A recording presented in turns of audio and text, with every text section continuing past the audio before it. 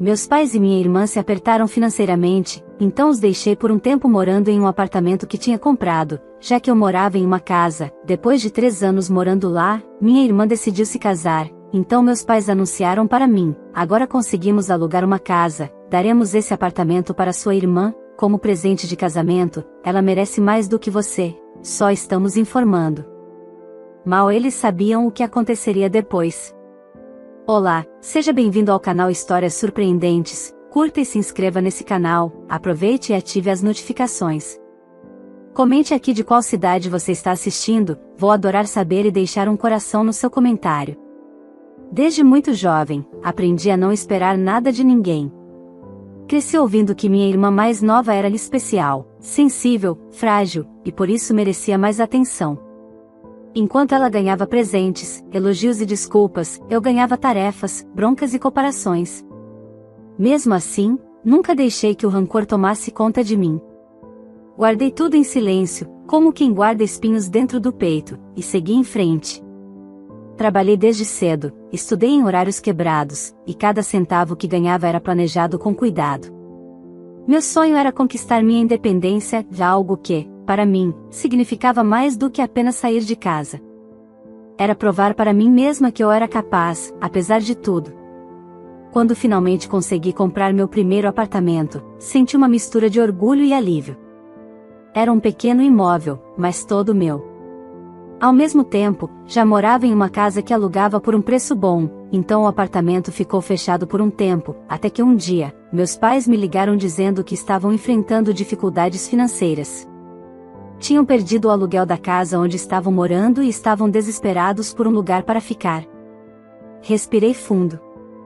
Apesar do histórico de preferências e do desprezo velado que eu sempre sentia, ainda assim eram meus pais.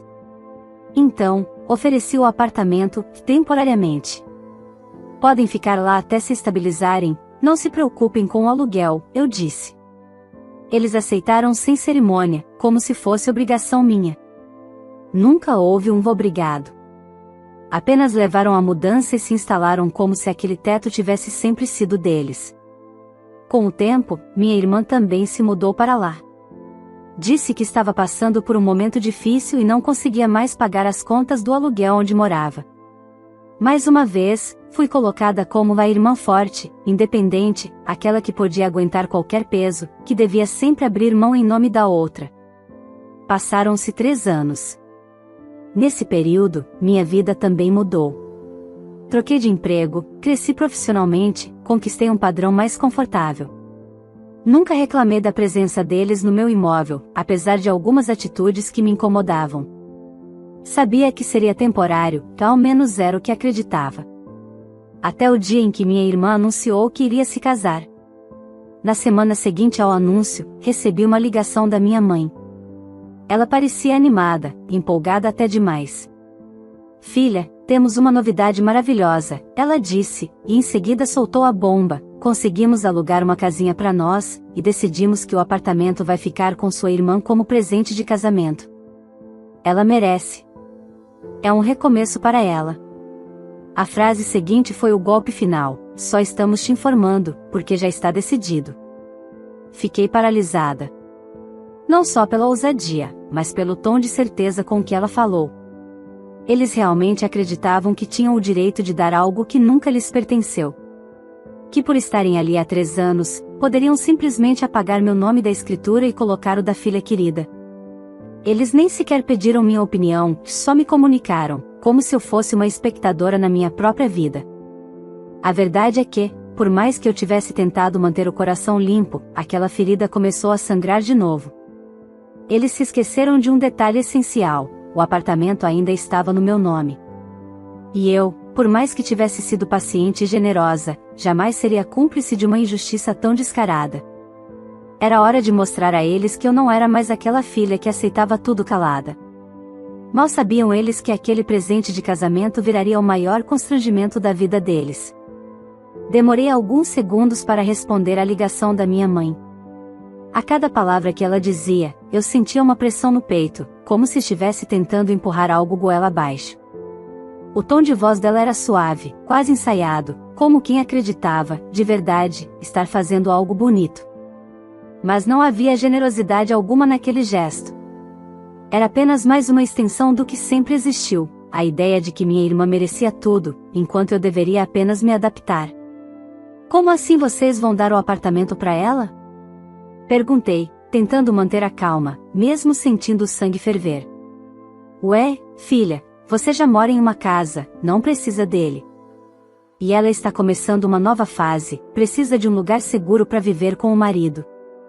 Achamos que seria o melhor para todos. Achamos. Eles sempre achavam. Nunca perguntavam. Respirei fundo, sem responder. O silêncio do outro lado da linha foi desconfortável. E pela primeira vez, minha mãe pareceu perceber que algo estava diferente em mim. Está tudo bem? Ela perguntou, mais por formalidade do que por preocupação.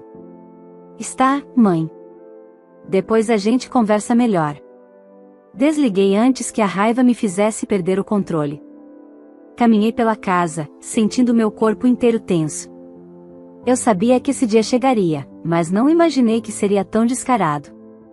Meus pais e minha irmã agiam como se eu fosse apenas uma espectadora silenciosa da vida deles. Como se minha generosidade tivesse data de validade. Como se não houvesse limites. Eles tinham se acostumado a tomar de mim. Mas eu havia mudado.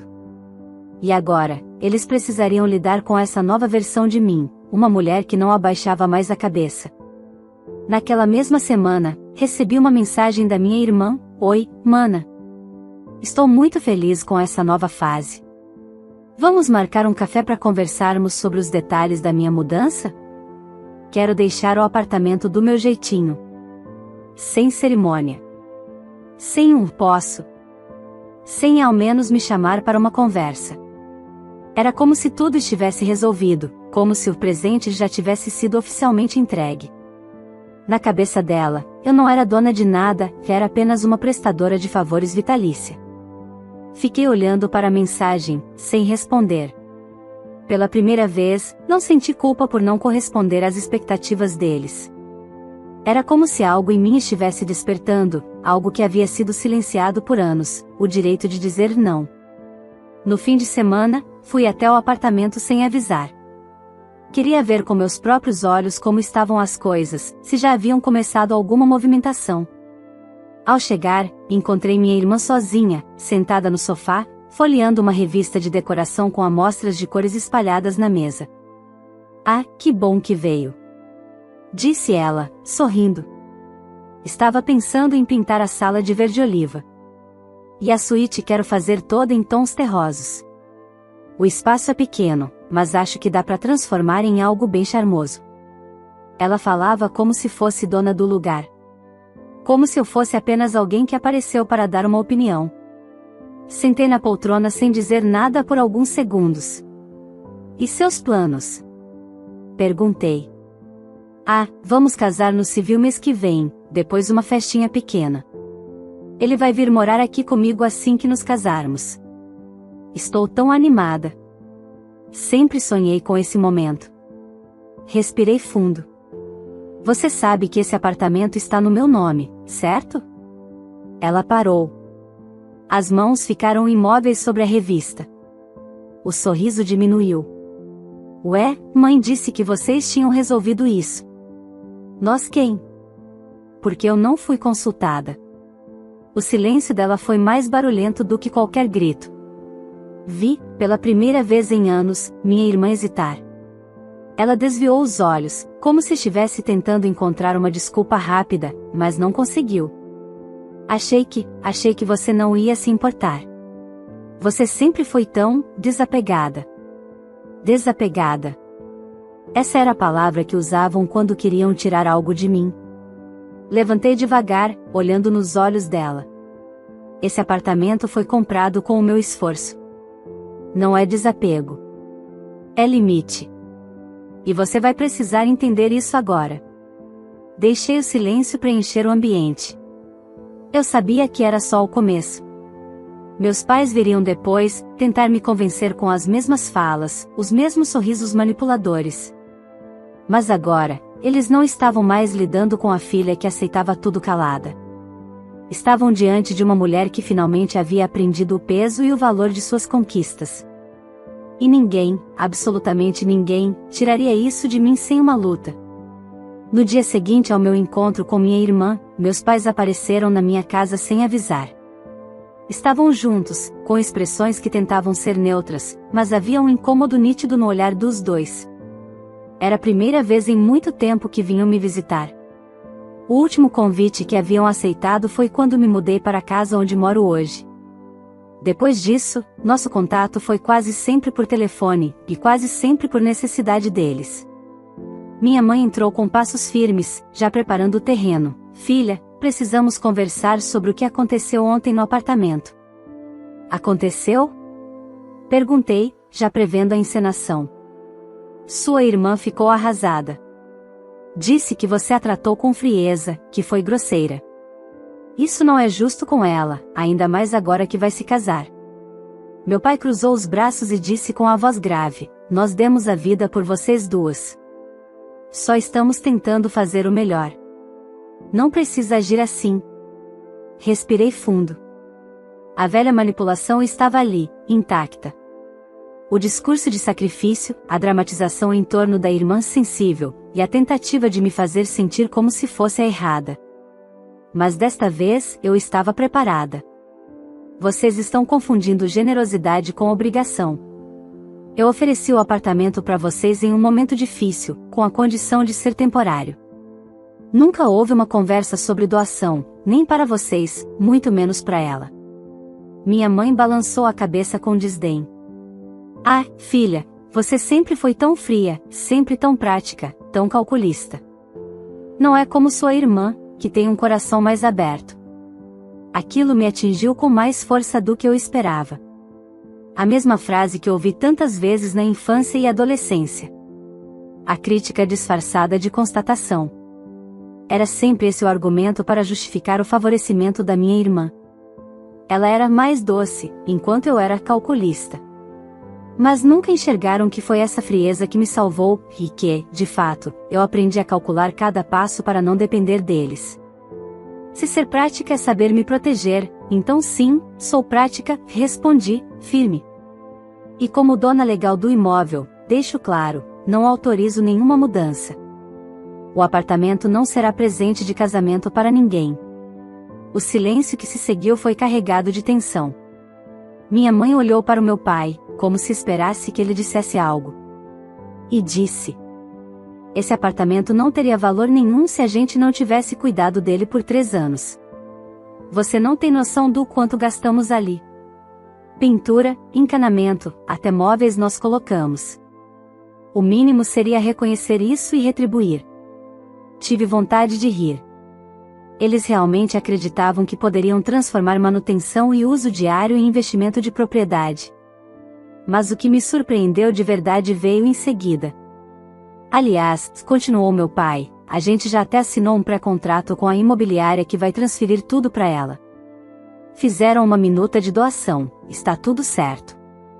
Só falta assinar a escritura definitiva, mas isso é uma formalidade.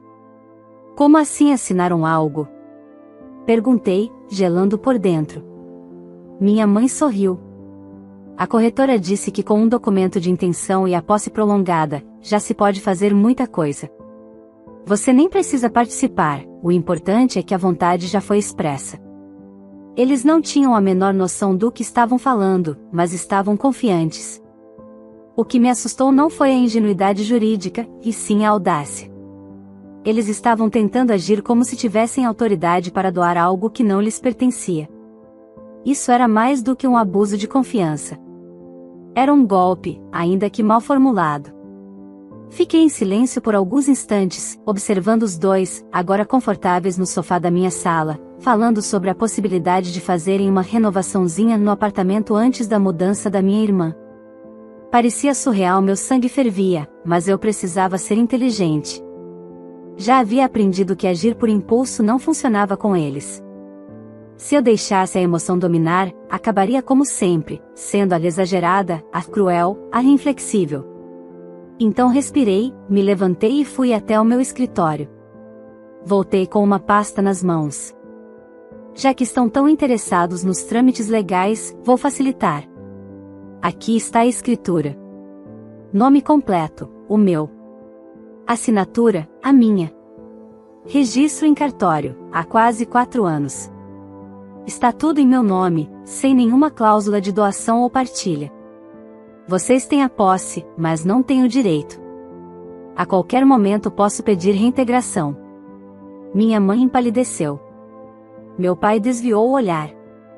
Foi a primeira vez que os vi sem resposta. Eu deixei vocês lá por carinho, por empatia, mesmo sabendo de tudo que vivi com vocês.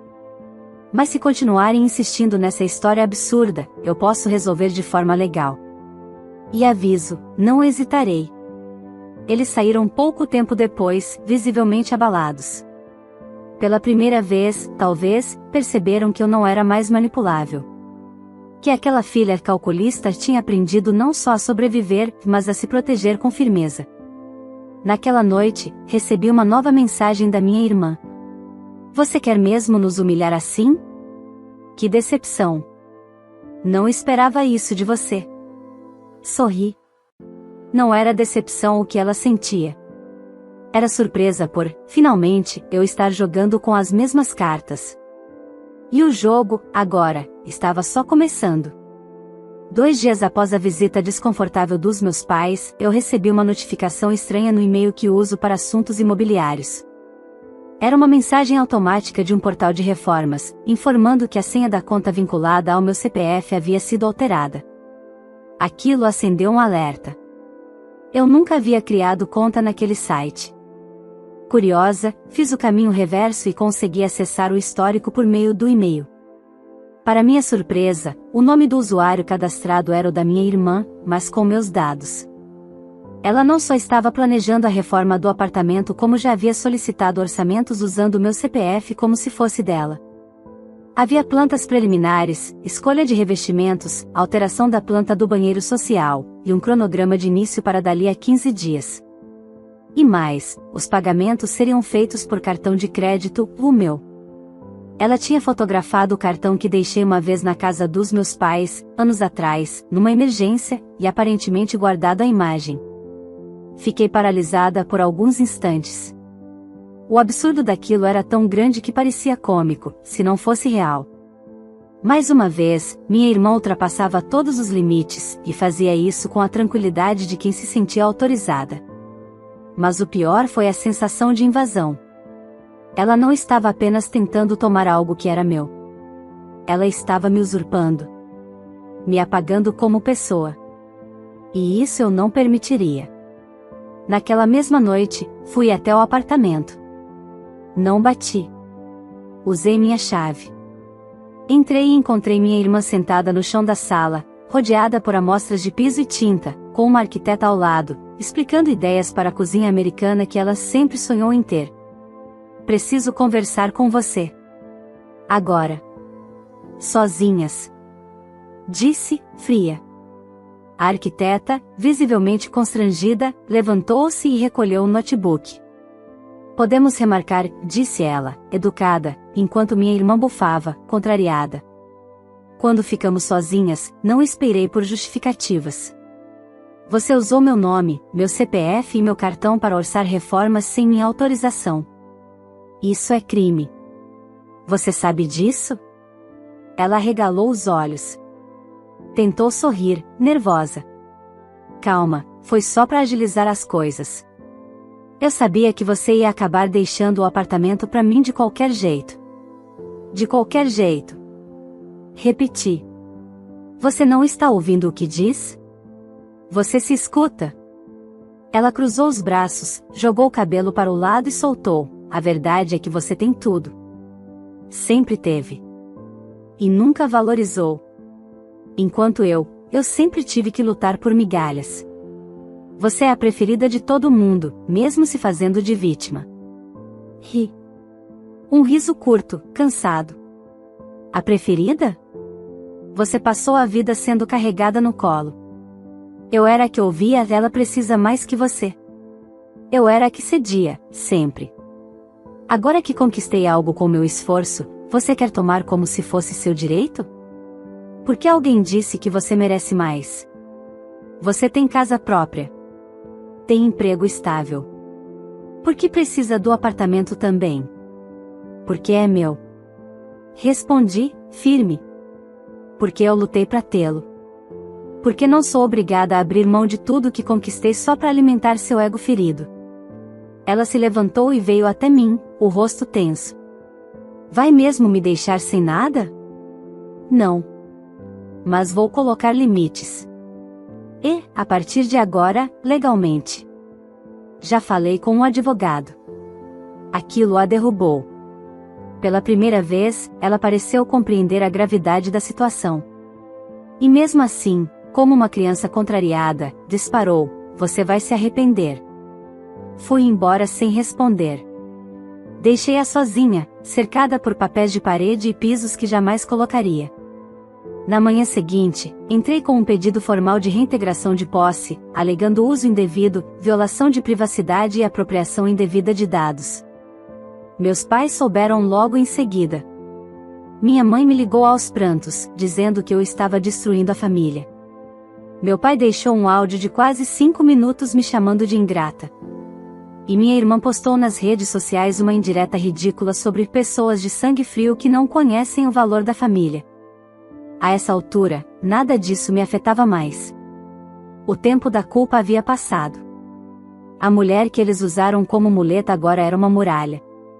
Com o andamento do processo, a justiça determinou uma vistoria no imóvel antes da reintegração. Foi durante essa vistoria que algo inesperado aconteceu. O técnico judicial, ao verificar a parte elétrica do apartamento, notou alterações recentes que estavam fora das normas e poderiam causar curto-circuito. Essas mudanças haviam sido feitas por um conhecido do meu pai, chamado para baratear a futura reforma da minha irmã. Ou seja, além de tudo, eles tinham colocado em risco a segurança do imóvel. O laudo foi claro: uso irregular, intervenções não autorizadas, tentativa de apropriação. A juíza responsável pelo caso determinou a saída imediata de todos os ocupantes. Naquela noite, o silêncio caiu sobre os três como uma sentença. E pela primeira vez, eu não senti dor. Senti paz. Mas ainda havia o capítulo final. E eles ainda não sabiam o que viria depois. Após a ordem judicial que determinou a saída imediata do apartamento, o silêncio tomou conta dos dias seguintes. Nenhum telefonema. Nenhuma mensagem. Nem mesmo uma tentativa de explicação. Era como se tivessem desaparecido. Mas eu sabia que não era o fim, só estavam recolhendo forças, esperando o momento certo para tentarem algo mais sutil, mais emocional. E ele veio. No domingo, fim de tarde, enquanto eu regava as plantas na varanda, ouvi o interfone tocar.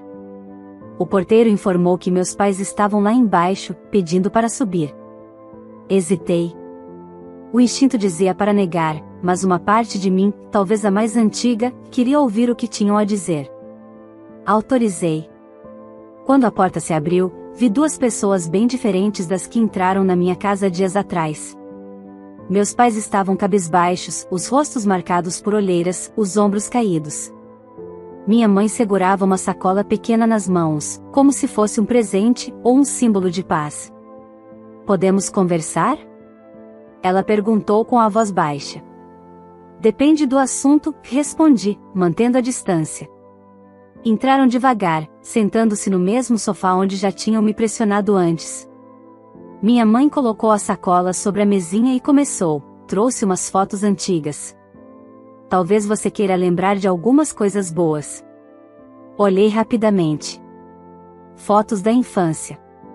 Eu com a irmã no colo. Eu na formatura do ensino médio, com eles ao fundo, distantes. Eu no aniversário de 10 anos, segurando o bolo sozinha. As lembranças não me aqueceram. Apenas confirmaram tudo o que sempre senti, que eu cresci aprendendo a não esperar nada além do mínimo. A gente pensou muito esses dias, começou meu pai. Talvez tenhamos passado dos limites. Só queríamos ajudar sua irmã. Ela tá num momento tão sensível, ainda estão falando dela, vi interrompi. Vieram pedir desculpas ou continuar justificando? Eles se calaram. Minha mãe respirou fundo e segurou a mão do meu pai, como se buscasse coragem. A verdade, filha, é que erramos com você. Não agora. Lá atrás. A vida toda. Sempre achamos que ela precisava mais, que você aguentava tudo. Que era mais forte. Mas agora vemos que força também cansa. E você cansou. Não esperava aquilo. Pela primeira vez, minha mãe não estava jogando com chantagem. Havia lágrimas nos olhos dela, mas não de vitimismo. Eram silenciosas. Honestamente silenciosas. Sua irmã está procurando outro lugar para ficar, continuou. O apartamento já está esvaziado, deixamos a chave na portaria. Não vamos mais incomodar. Só viemos dizer que estamos envergonhados. Meu pai, mais duro, demorou a falar, mas quando falou, a voz dele era baixa, como quem não quer ser ouvido por si mesmo. Nunca quis que você se sentisse menos. Mas deixei que isso acontecesse. E por isso, peço desculpas. Por um segundo, meu coração vacilou. Parte de mim queria se permitir acolher aquele momento. Mas a outra parte, aquela que dormiu tantas noites sufocada, chorando em silêncio enquanto ouvia a irmã ser protegida, me impediu de baixar a guarda por completo. Eu não odeio vocês, comecei, com a voz firme. E não fiz nada disso por vingança. Mas entendo que minha dignidade não pode ser colocada em segundo plano para ninguém, nem para a família.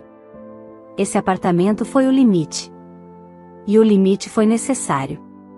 Eles concordaram. Minha mãe tirou algo do bolso, uma carta. Escrita à mão. É da sua irmã. Não quis vir pessoalmente, mas escreveu. Quer que você leia.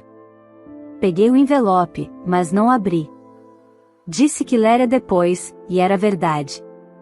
Ainda não estava pronta. Eles agradeceram, levantaram-se e caminharam até a porta. Antes de sair, minha mãe virou-se e disse: se algum dia você estiver disposta a recomeçar, estaremos aqui. Com menos certezas. E mais humildade. Fechei a porta atrás deles com um peso estranho no peito. Não era raiva. Não era mágoa. Era o luto pelo que nunca foi. Pela família ideal que eu desejei e nunca tive. Pela infância que me ensinou a ser forte demais, cedo demais.